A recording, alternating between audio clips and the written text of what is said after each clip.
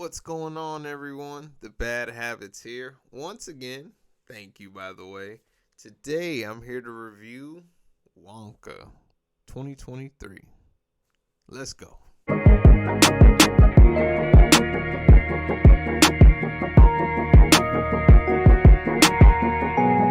Thanks again for joining me. Now, full disclosure, I did do a 6-minute video when I saw this in theaters a couple months back.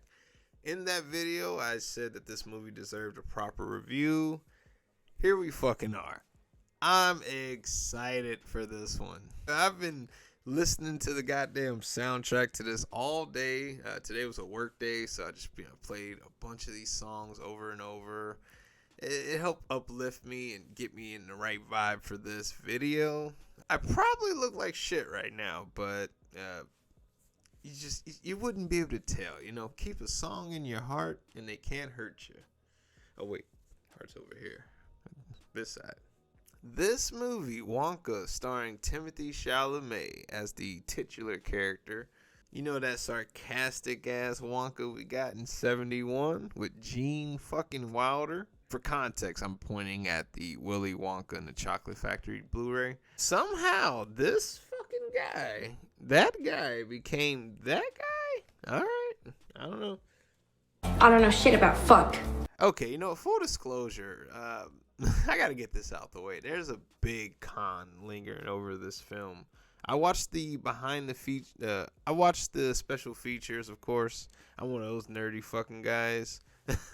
But, yeah, so apparently this is confirmed to be a prequel to that first movie. It shouldn't be. We're going to need a couple more films with Chalamet here to sort of transition into the Gene Wilder one, because this one is... Now, this one probably should be dead. He's so gleeful and goddamn gullible, more than anything. But immediately we're gonna go into a pro. This movie is a fucking masterpiece when it comes to audio and visuals. It is a legit spectacle. Shout out to the director who did the first 2 Paddington films. Big bummer that he's not gonna be doing Paddington in Peru, because I'm gonna see that shit in theaters. I cannot wait for that movie. But yeah, it does have a little bit of a cloud over it, just like, it's not gonna be Paul King, whatever. I'll give the new director a shot, of course, no problem. But that's okay. Immediately I'm gonna go into a pro. This movie is well cast. There really isn't anyone that stands out, at least in a bad way. Especially our antagonists, and they get really goofy and cartoonish really fast. But somehow it didn't overbear me. It didn't annoy me. It kept me interested. I laughed at most of the shit. Hell, the bad guys have a music number, somewhere in like the middle of this film, and it's fucking great. I mean, look at this shit right here. Motherfucker had one bite and he about to cream in his pants. My brother got that fried, dyed, laid to the side look. You see that shit? Fucking monocle wearing motherfucker. So Willie arrives, broke as fuck. He got 12 coins in his pocket, and he gradually loses it in a day. In a way, this movie could have had a subtitle. It could have been WONKA. It's hard out here for a chocolatier. That's the subtitle right there. You're welcome. I've spent the past 7 years traveling the world perfecting my craft. You see, I'm something of a magician, inventor, and chocolate maker. So quiet up and listen down. Nope, scratch that, reverse it. He ends up getting roped into these con people, okay? The Miss Scrubbit and Mr. Bleachers, they run a lodge, but, they're crooked as fuck and shady. They have this ridiculous contract. You owe a bunch of money, so they, no way you can pay it. They put you into slavery, long story short. They have barracks, cells essentially. They're underwatched by dogs. It is horrible. And there's like 4 or 5 people already trapped down there. Oh man. But those characters are fucking awesome. I love their music number as well. Scrub. Now, this is supposed to be a goddamn family-friendly movie, okay? And you got shit like that. You got slave labor, jumping way later into the film. The fucking headquarters for the bad guys, that's under the church, the cathedral of the town. That's dark right there. Fuck, we get a baby gets dropped down a goddamn laundry chute. I must go punch that baby. The only Oompa Loompa in this film, Lofty, he's a goddamn alcoholic. We see later on he has a little travel bag, and it's just goddamn, Oompa Loompa equivalents of liquor. It's ridiculous. I love it. What are we telling the kids? I don't know. Another example is, sexuality. I know we don't really put romance in films, for the most part these days. I'm okay with romance. I'm tired of it. I've said it a million times, and me and my friend, I Am Cincinnati Man, get into it all the time. Yeah, I hate romance because it's overdone, but, now we've had a break. But in this case, there is one example where there's a bunch of hypocrisy, okay? Now, I'm a guy, so I know how this is gonna come off. Okay, just full disclosure, I'm stretching here, but it's legit in a way. So, Mr. Bleacher, he puts on some short shorts and flaunts his ass while Miss Scrubbit, looks and compliments him and all that shit. That couldn't have been done the other way. Not in a family-friendly film nowadays, the woman cannot be objectified, but the man can. That one might be a stretch, but meh. Now, this review, I'm not going to get into all the plot details and all that. It's just not my style. This is for people that either don't give a fuck or have already seen the film. But I want to give shout-outs to, specific characters or actors, whatever. Besides our star, Wonka, who's amazing in this film. I'm not going to say that enough because I can't. It's awesome. Besides him, he's great, yes. I want to give a shout-out to, I hope I'm saying her name right. It's either Kayla or Kala Lane. She's great. She plays Noodle. She's a very great supporting character. Shout out to her. I hope she does more things. I'm, very excited to see what she does next. Also, Keegan-Michael Key. Now, on my first view, before we got into another character, which I'll get into next, Keegan-Michael Key was going to be my MVP. He is hilarious as the chief of police in this one. There's a running gag that, since he's corrupt, he gets bribed by chocolates. So his ass is, progressively getting fatter throughout the film. It's a great joke. They didn't run into the ground. He didn't. I don't think he fell and farted or nothing like that. But it's hilarious. Hugh Laurie is he's one of my favorite comedic actors right now. He was great in Paddington 2. He was great last year. This film, Wonka and Dungeons and Dragons. He was great in both of those last year. He was a standout in that film for me as well. This dude is fucking hilarious and still smooth.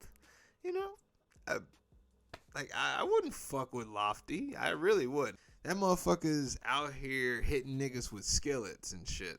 They really didn't skimper on the budget with this film. The sets look great. It feels lived in. It doesn't feel like they were just green screened over a bunch of shit. Also, shout out to the security guard. He was the same dude from the first two Paddington films who played another security guard.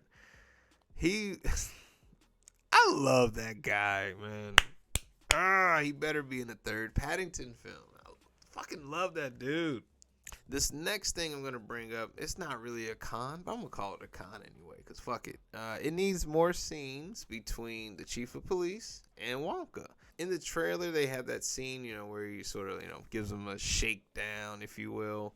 They needed much more interactions between those two. It was gold.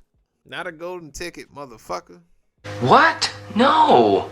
So in this film, the Chocolate Cartel, they've got lock and key over the city, apparently. Yeah, I guess chocolate is like currency in this world, but whatever. In the film, they quite simply put it, you can't sell chocolate without a shop, and you can't have a shop without selling chocolate. This motherfucker ends up becoming, the local drug dealer on the street.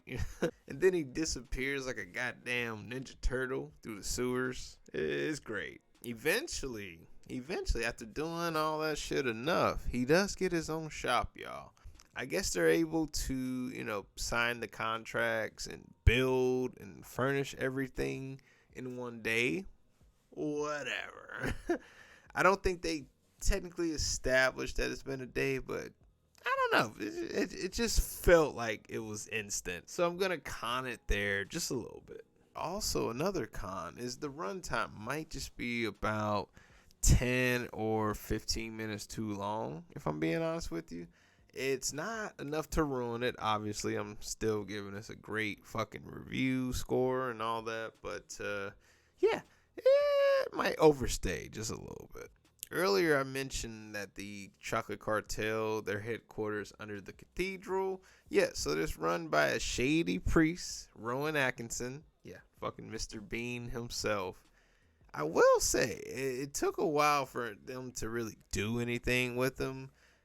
During my first view of the movie, I was like, did we just bring him in for a cameo then? Because it almost felt like we were wasting him, in my opinion. But no, they save it for the end. He gets a whole scene where he's running through the church from a giraffe. It's funny. It's cute. Speaking of that secret lair under the church,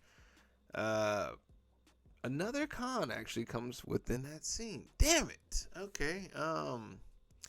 Noodle, she finds the ledger that has all their dirty secrets in it. Big green book, and it has everyone's names, how much they paid, all that shit. She fucking just throws something randomly at the wall and discovers the hidden. We're leaving. For this part of the review, I kind of want to just dedicate it to the music here. This is in my opinion, a really memorable soundtrack. It's rare that I go onto my music app and download songs from a musical. I gotta be honest with you. I don't watch many musicals as it is. I always thought that I didn't like them. The older I get, I guess the more in tune I'm getting, because this is great.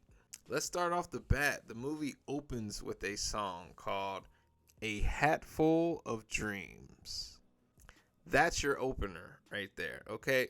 If you didn't know, Timothée Chalamet, it's a very subtle, I don't think he has a really strong singing voice, but I think it's really good. I didn't know it, but I'm a fucking fan of his singing. It's really hard for me to explain because Gene Wilder, I like his singing as well, but once again, he wasn't much of a great singer. So, rest in peace to a legend. But the songs are always memorable, and the performance is what brings it to life. Same case here. Broke-ass Willy Wonka just arrived to unknown European town. Yeah.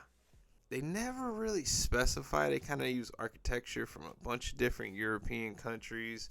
Yes, I'm one of those nerds who watch all the special features. So, just to be clear, it's not really anywhere, to be fair. Man, that song is just about him, starting with basically 12 coins and ending with nothing. And essentially getting nothing out of it. Well, I guess that's not true because him being broke kind of leads into him discovering the rest of the main cast or whatever. That's not the point I want to get into. But I thought it was a really great opener. I was jamming the shit out of that at 10 a.m. because I'm a prep cook at a restaurant and I'm just cutting shit and cooking. I just had fucking Timothée Chalamet in my ear all day. But it really helped me get in the right mood for this review as well. Welcome to Scrub. It's iconic already. It's Scrub. I could do that all day. It's just fun. Another song I want to talk about is Sweet Tooth. Now, this song is really fun because it's performed by our antagonist, the Chocolate Cartel, fucking chief of police, and the 3 chocolate competitors. It's good shit, man. It's really good shit. Next, I want to talk about a song called For a Moment. Now, if I'm not mistaken, this is, the first time we get to see Noodle perform. Kayla Lane, maybe Kayla Lane, not really sure, but great performance overall. This is where she really gets to show what she can do, and the whole thing about this song, it's her and WONKA at a zoo. A long story short, she's rubbing the chin of a giraffe, and my man is over there just, while she's doing that, he's just milking it, trying to get ingredients for his chocolate. It's a very cute scene. Yeah, It reminded me of The Last of Us. Everyone knows that infamous giraffe scene. Very different.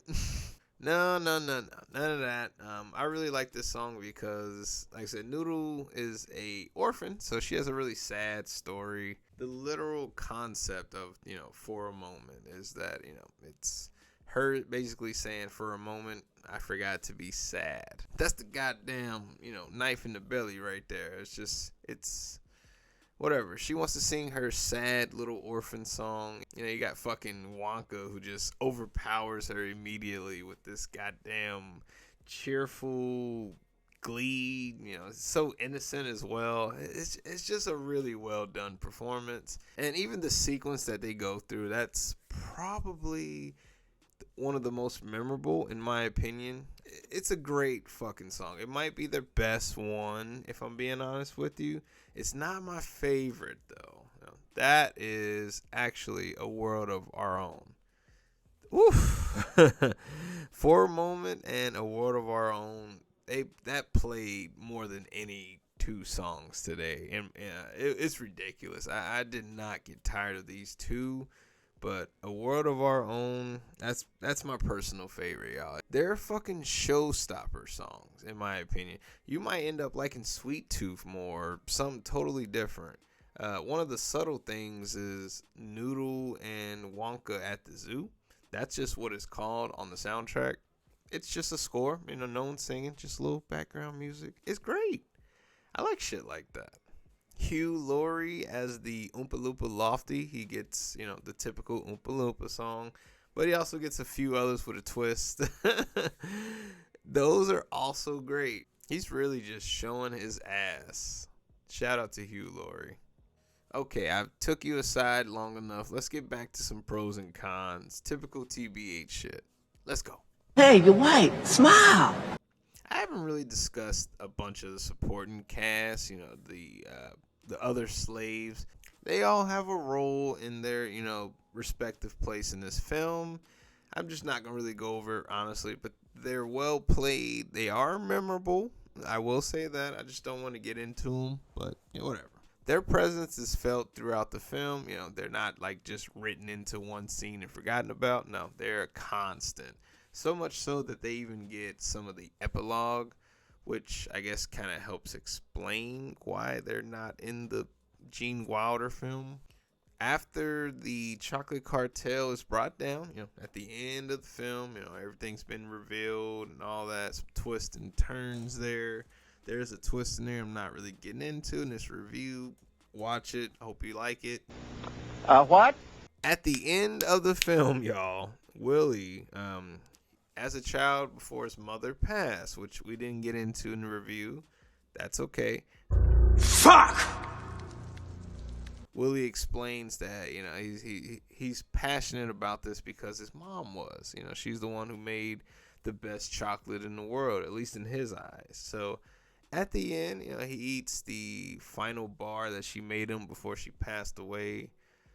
Immediately I'm getting flashes of Guardians of the Galaxy 1, when Peter finally opens the last gift from his mom, and it's a new tape set. And not only that, he splits the chocolate bar that his mom made many, many years ago. Probably not good still, but whatever. He splits it equally with his newfound family. It's really fucking sweet. I think the first time I watched it in theaters, I'm pretty sure I almost cried at that point. It hits home, and it's really just, yeah. Emotional damage. Yeah, after that, Noodle, she is no longer the adorable orphan, you know? She actually gets to meet her mom and start her life with her. It's at that point, that's when Wonka brings out the rendition of Pure Imagination. It's great. I feel like I've been saying that throughout the whole fucking review, but I'm sorry. I really feel this way. Okay. Fucking unreal. To close out the film, Wonka and Lofty, they form a partnership to, that was the sort of also, deviate away from the slavery possibility, because, in that Gene Wilder one, they're like, oh yeah, they work for me. It's like, okay, so they get paid in chocolate, which they love. So that's, I appreciate that, because that was something that I always had questions about the other one. And instead of a post-credit scene, we get it's not even a mid-credit scene. It's a during credit scene, One side we got names, the other side we got Lofty, giving us a little bit of exposition about where the supporting cast is going. And also he gives us an update on Miss Scrubbit and Mr. Bleacher, who of course go to jail for their crimes as well. They absolutely get theirs, and it's well fucking deserved. So that was Wonka, and that was my review of Wonka. This is a great time, man. Like I said, it helped me through a rough day at work. Full disclosure, my job, I'm actually gonna have to get a new job really soon. As of this recording, I have an interview tomorrow. But yeah, my job is closing down. So, if I'm being honest with you, it's kind of sad. And, every day there's less things for me to do, because, I only have like 4 more shifts left. They're closing down for good, and someone's taking their spot. So, it's just really sad to see good people struggle, and it's felt around the fucking restaurant. And, shout out to the owner, who's been a great boss for me. I don't know why I'm putting this in this video at this point in time, but it's in there. I had an earbud in, while I work, and I've listened to this movie, and the movie. I have a digital copy, so I was just working, and then I played the soundtrack, and it really just helped me through and try to uplift me a little bit. So at this point, I'm crashing. It's been a long day. I'm tired. Wonka, it deserves, as of right now, I'm giving it a new religion rating. During that first video I made dedicated to this film, that little out of the theaters reaction video, I was torn between an added to the collection or a new religion, but I'm going with new religion right now. It could just be, a very specific time where I kind of need something like this. I don't know, but whatever it is, it's a fucking glowing review. It's a great film. You should check it out. If you hate it, if you love it, if you hate me, you love me, whatever it is, put it down in the comments. I would love to hear your opinion. Let's keep this community going. I really appreciate all of you. Hopefully this year we make YouTube partner. Other than that, y'all, I've been the Bad Habits, aka TBH, and I'm signing out, y'all. Deuces.